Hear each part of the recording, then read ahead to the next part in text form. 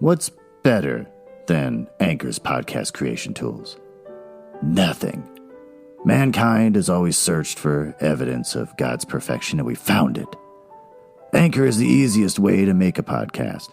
Anchor gives you everything you need in one place for free, which you can use straight from your phone or computer. The creation tools allow you to record and edit your podcast so it sounds great. They'll distribute your podcast for you so it can be heard everywhere.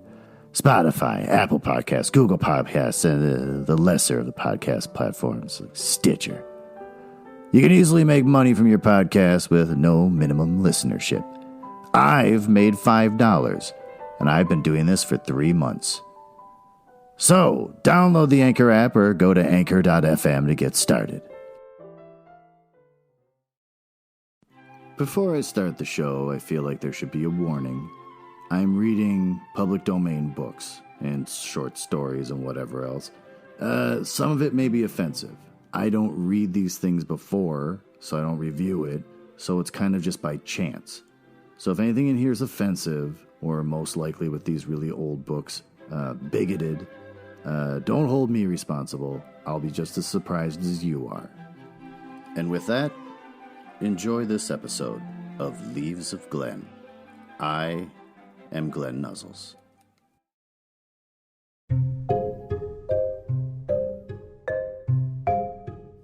Hey fellas, I'm trying a new thing.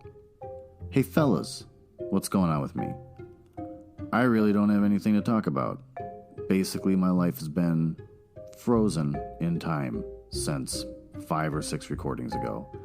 Still can't get contractors to come over to my house to tear down trees. I can't get a contractor to come over to fix a water pipe. They make plans. They say they'll show up at a certain time and a certain day, and then they just don't show up. And then they'll call back a day later and reschedule and not show up for that either. So, I think there's a promise. I have one guy who's supposed to come today, and he wants to barter, which I think is pretty funny. He wants me to work on his website. And I thought, whatever it takes to get you here, I don't care. So I might be working on a handyman's website, which will be weird.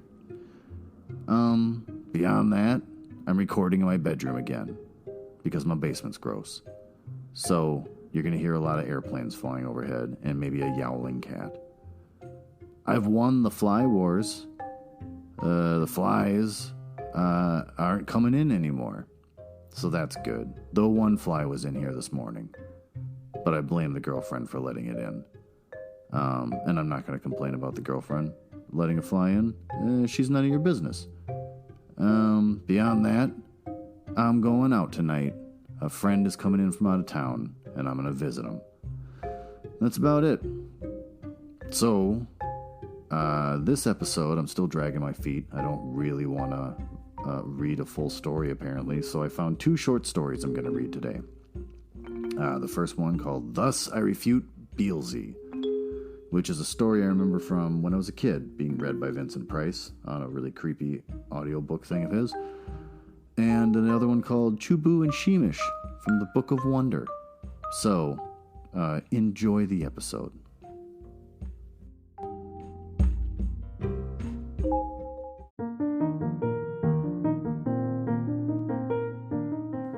Thus, I refute Beelzy.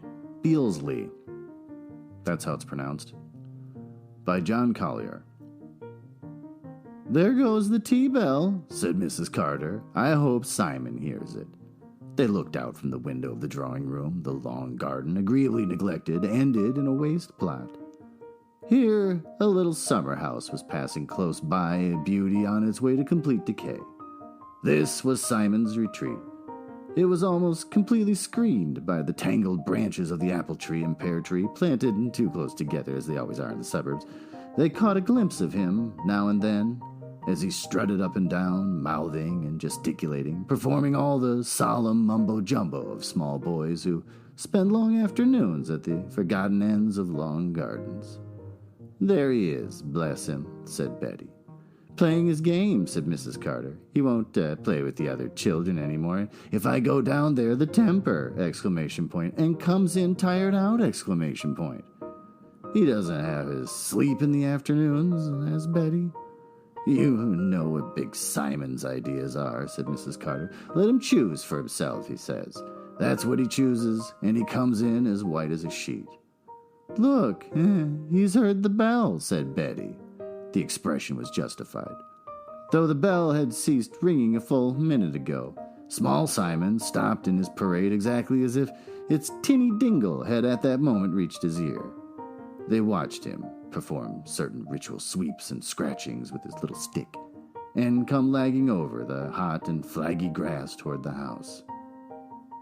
Mrs. Carter led the way down to the playroom, or garden room, which was also the tea room for hot days.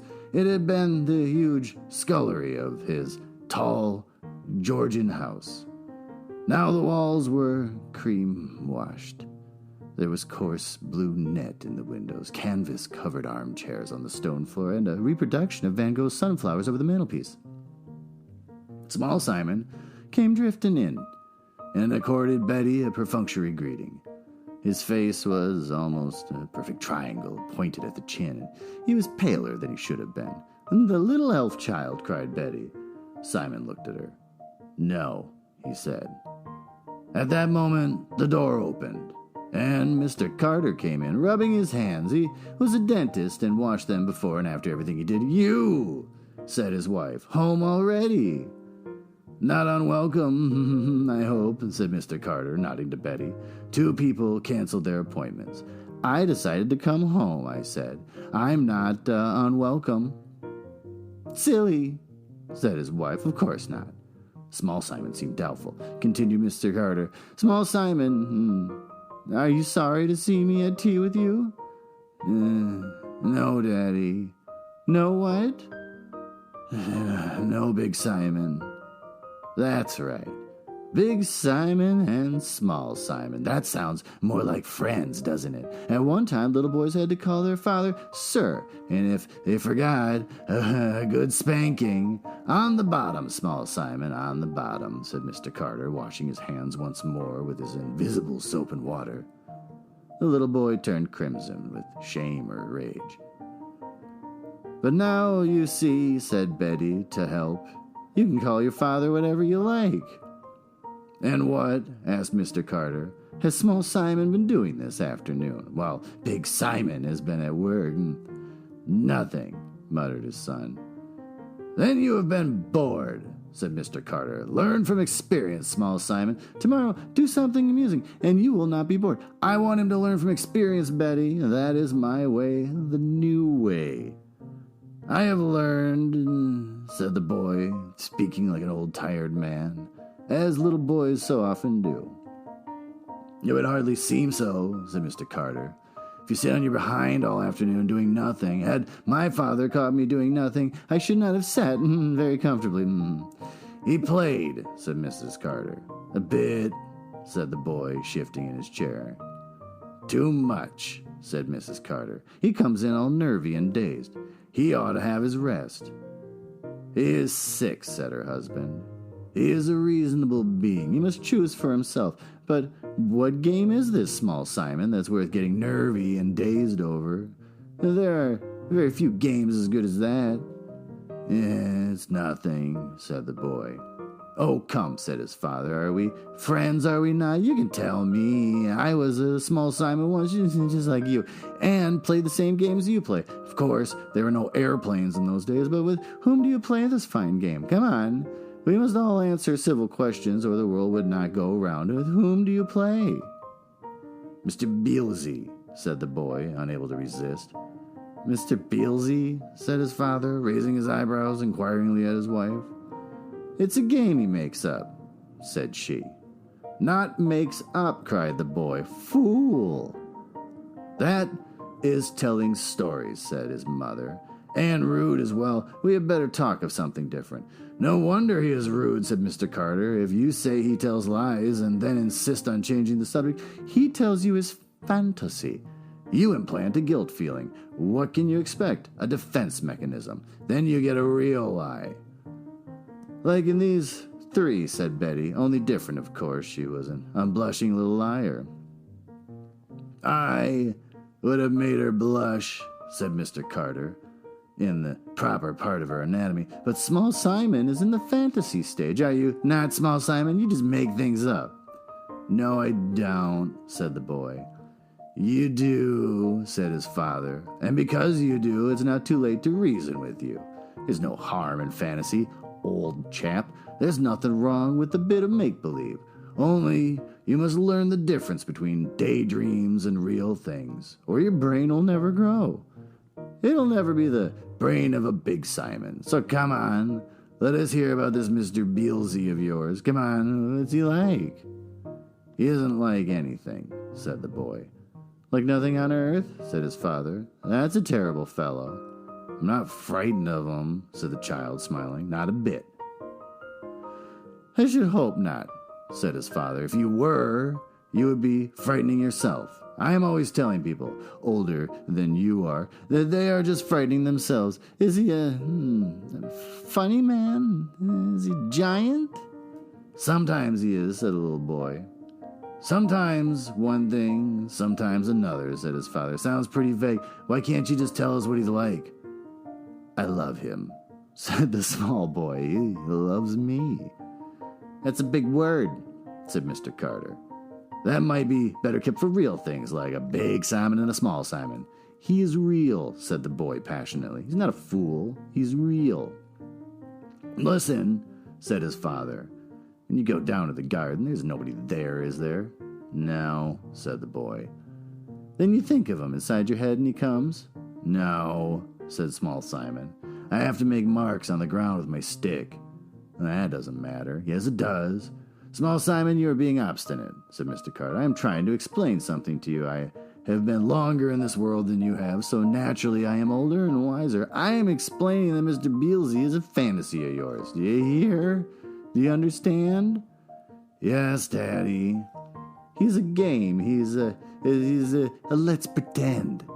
The little boy looked down at his plate, smiling resignedly. I hope you're listening to me, said his father.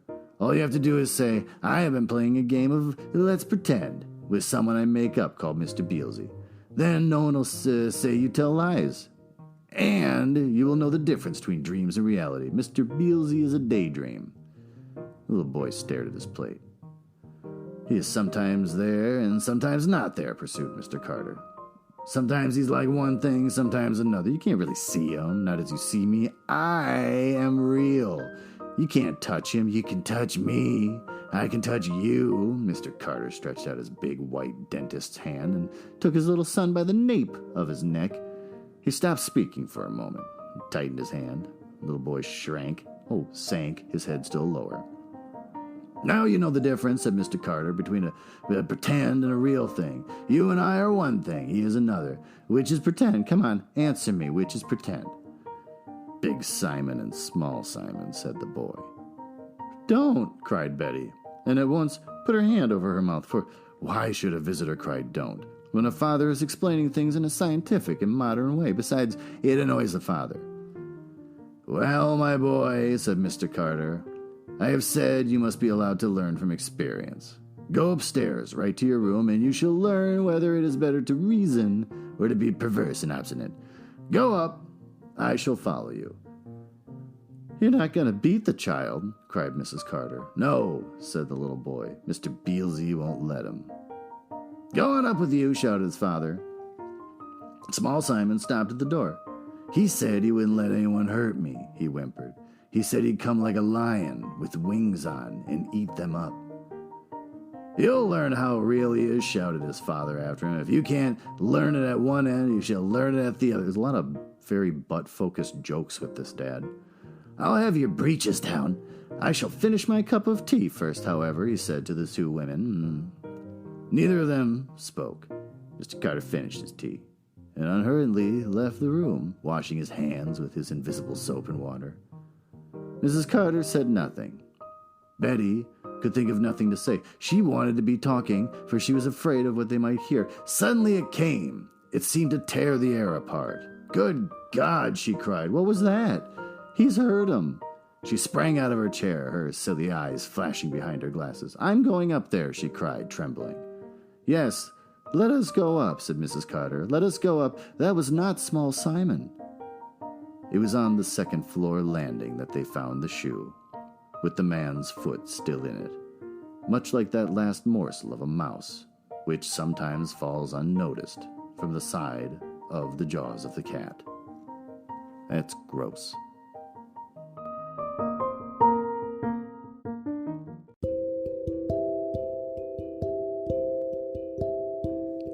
So, to get away from that disturbing story, let's read about a new and upcoming book from Penguin Random House. This one's called Gross Anatomy, a field guide to loving your body, warts and all, by Maria Altman. The category's humor. It's 320 pages, and it comes out on August 6th. You can pre-order it. Let's learn about it. An honest, funny, neurotic, and totally gross love child of Mindy Kaling and Mary Roach. Alright. Maria Altman's volatile and apprehensive relationship with her body has led her to wonder about a lot of stuff over the years. Like, who decided that women shouldn't have body hair? And how sweaty is too sweaty? Also, why is breast cleavage sexy but camel toes revolting? Isn't it all just cleavage? These questions, and others like them, have led to the comforting and sometimes smelly revelations that constitute Gross Anatomy, an essay collection about what it's like to operate the bags of meat we call our bodies. Divided into two sections, top half and bottom half, with cartoons scattered throughout. Altman's book takes the reader on a wild and relatable journey from head to toe as she attempts to strike up a peace accord with our grody bits. With a combination of personal anecdotes and fascinating research, Gross Anatomy holds up a magnifying glass to our beliefs, practices, biases, and body parts, and shows us the naked truth. There is greatness in our grossness. You want to read praise? Chelsea Handler, comedian. I've wanted the language to discuss why I've been inadvertently disappointed with my sex and body since the day I looked a mirror in the eye. Here is a book that will set you free, wake you up, and get you on your own team. I am a woman, and I will now take pleasure in allowing you to hear me roar. NPR's All Things Considered, this book is weirdly popular. It's an honest and often hilarious look at women's bodies, how we think of them, our practices, questions, and embarrassments.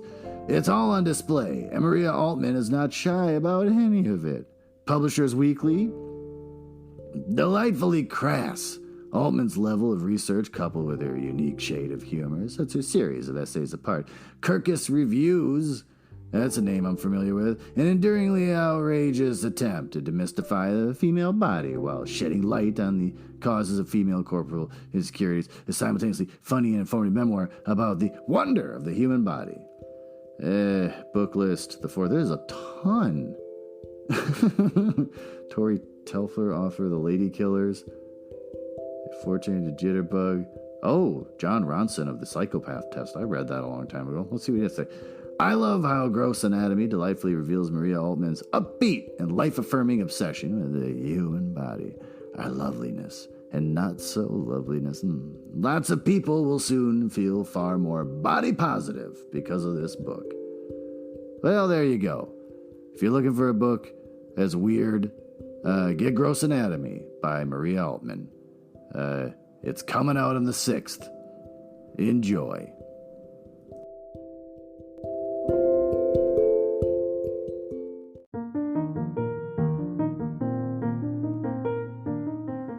And now, on to the second short story, Chu-Bu and Sheemish, from the Book of Wonder by Lord Dunsany. It was the custom on Tuesdays in the Temple of Chu-Bu for the priest to enter at evening and chant, "There is none but Chu-Bu." And all the people rejoiced and cried out, "There is none but Chu-Bu." And honey was offered to Chu-Bu, and maize and fat. Thus he was magnified. Chu-Bu was an idol of some antiquity, as may be seen from the color of the wood. He had been carved out of mahogany, and after he was carved, he had been polished. Then they had set him up on the Dorite pedestal with brazier, B-R-A-Z-I-E-R, brazier, in front of it for burning spices and the flat gold plates for fat. Thus they worshipped Chu-Bu. He must have been there for over 100 years when one day the priest came in with another idol into the temple of Chu-Bu and set it up on the pedestal near Chu-Bu and sang, "There is also Sheemish." And all rejoiced and cried out, "There is also Sheemish." Sheemish was palpably a modern idol, and although the wood was stained with a dark red dye, you could see that he had only just been carved. And honey was offered to Sheemish as well as Chu-Bu, and also maize and fat. The fury of Chu-Bu knew no time limit. He was furious all that night, and the next day he was furious still. The situation called for immediate miracles. To devastate the city with a pestilence and kill all the priests was scarcely within his power. Therefore, he wisely concentrated such divine powers as he had in commanding a little earthquake. Thus, thought Chu-Bu, I will reassert myself as the only god, and men shall spit upon Sheemish. Chu-Bu willed it, and still no earthquake came. When suddenly he was aware that the hated Sheemish was daring to attempt a miracle too. He ceased to busy himself about the earthquake and listened, or shall I say felt, for what Sheemish was thinking, for gods are aware of what passes in the mind by a sense that is other than any of our five. Sheemish was trying to make an earthquake too. The new god's motive was probably to assert himself.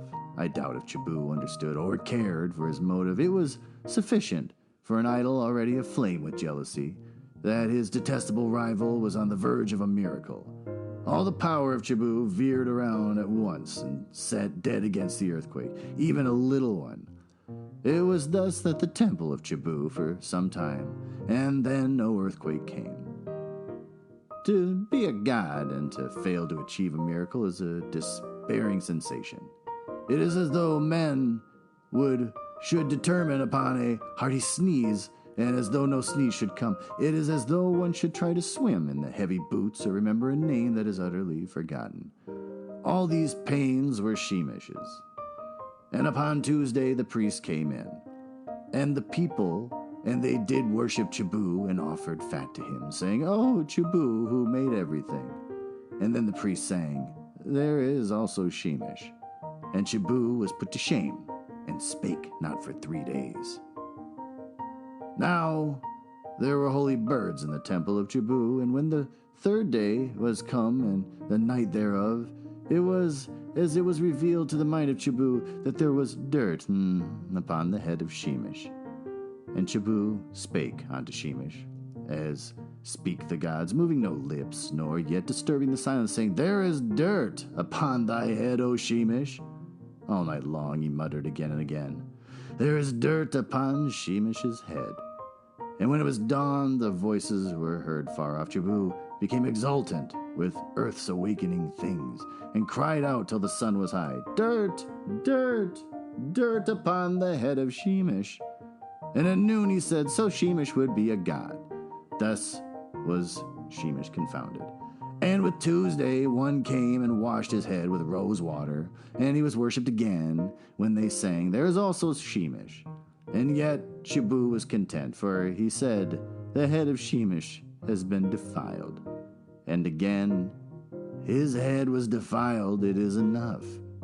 And one evening, lo, there was dirt on the head of Chu-Bu also, and the thing was perceived of Sheemish.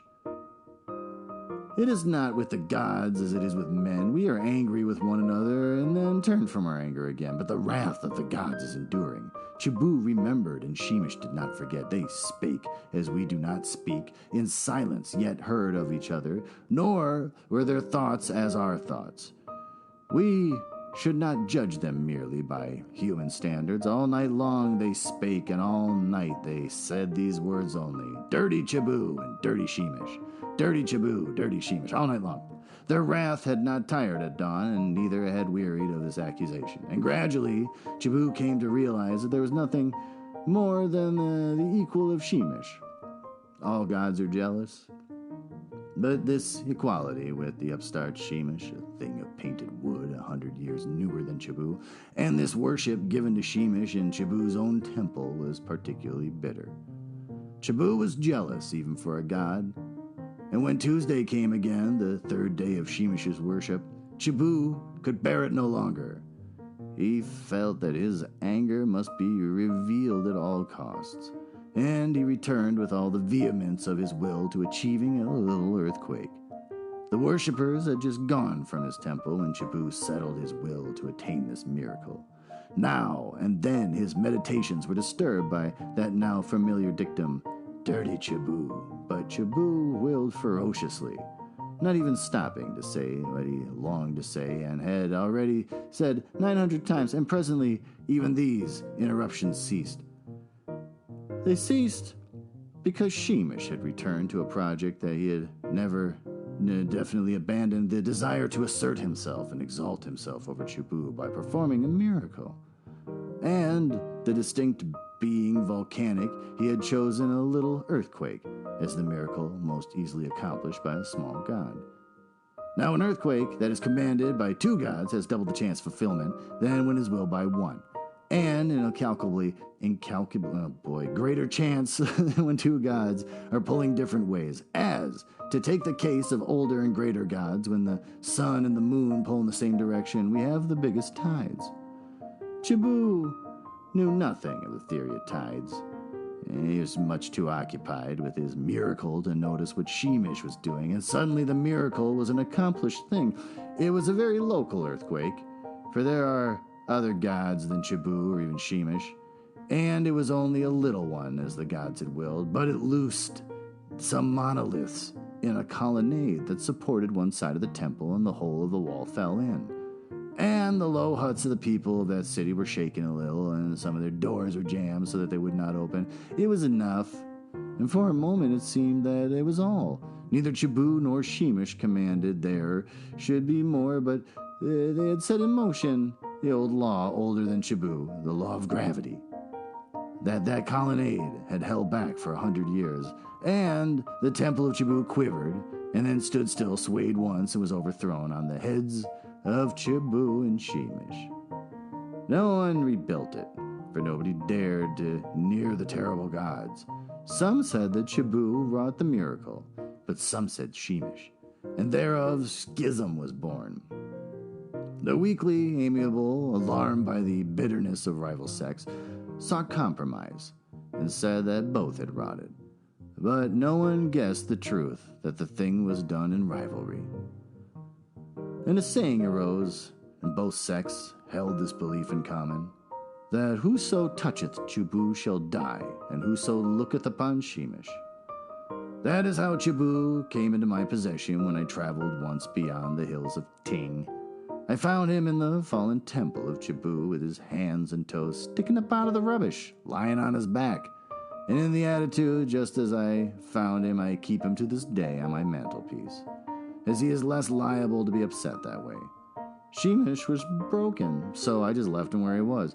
And there is something so helpless about Chu-Bu, his fat hands stuck up in the air, that sometimes I am moved out of compassion to bow to him and pray, saying, "Oh, Chu-Bu, thou that made everything, help thy servant."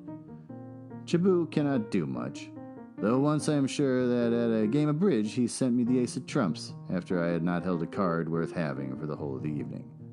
And chance alone could have done as much as that for me, but do not tell this to Chu-Bu.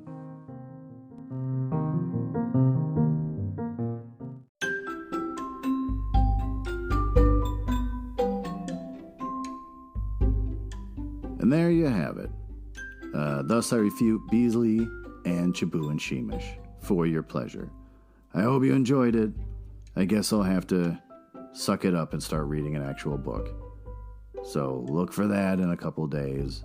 Don't forget to like and subscribe.